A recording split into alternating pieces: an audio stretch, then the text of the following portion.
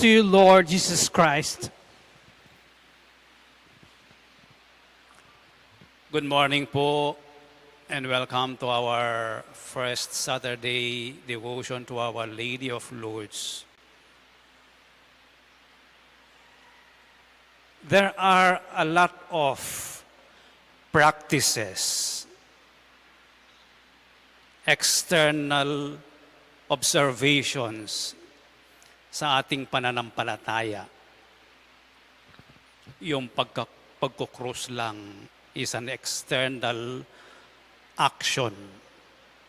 Yung pag-Holy Week, marami tayong mga external practices. Pagbisita iglesia, yung iba nag-aayuno. Kahit na dito, meron tayong mga external actions. No? Luhod, upo, tayo. Kahit na yung mga pagdadasal natin ng malakas, these are external actions and practices.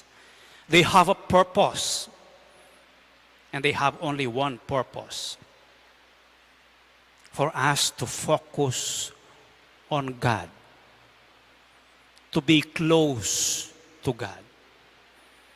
They are external practices that help us inwardly, interiorly,